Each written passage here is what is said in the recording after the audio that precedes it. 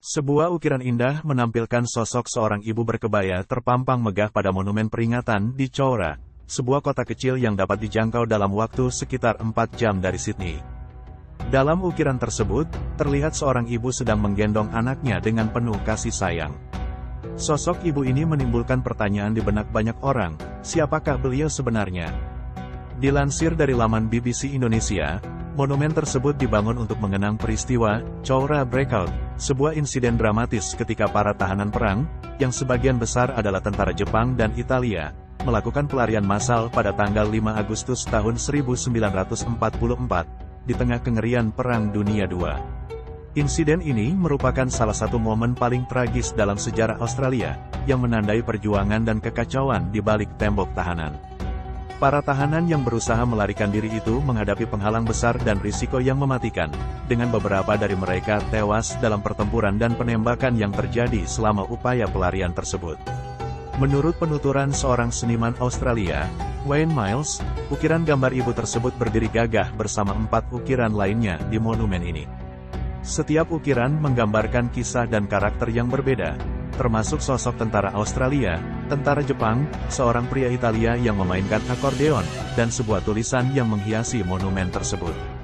Setiap elemen dalam monumen ini menyajikan gambaran yang mendalam tentang keterikatan, ketegangan, dan kedamaian yang tersembunyi di balik tragedi itu. Ukiran ibu yang menggendong anaknya menjadi simbol universal dari kasih sayang dan pengorbanan, memberikan sentuhan kemanusiaan yang mendalam dalam narasi sejarah yang penuh liku-liku ini. Mereka mendirikan monumen itu juga untuk menghormati semua orang yang terlibat dalam kejadian ini, terang Wayne Miles, seperti dikutip laduni.id dari laman ABC Indonesia, Jumat, 10/1. Selain itu, Wayne juga menjelaskan monumen ini dibuat oleh sebuah komite untuk memperingati 75 tahun peristiwa tersebut. Wayne mengatakan di antara tahanan tersebut ada keluarga Indonesia yang dianggap sebagai pejuang kemerdekaan.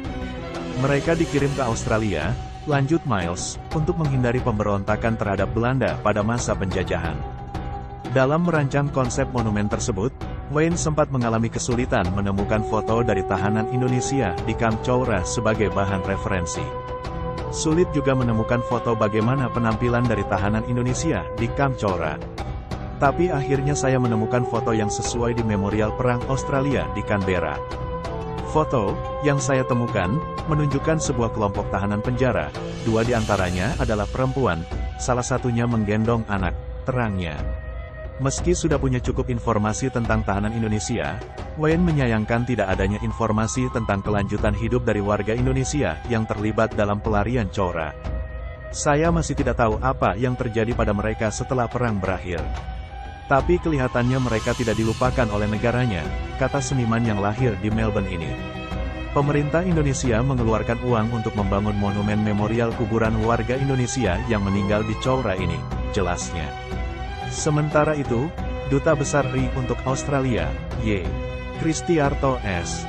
Legowo mengatakan bahwa, yang memimpin rombongan masyarakat Indonesia hari itu, kegiatan ziarah ditujukan untuk mengenang jasa pahlawan Indonesia. Sejarah hubungan baik Indonesia dan Australia telah terjalin sebelum Indonesia merdeka, seperti antara lain tercermin dari atensi dan kebaikan pemerintah Australia terhadap para perintis kemerdekaan Indonesia di Chowra, jelasnya.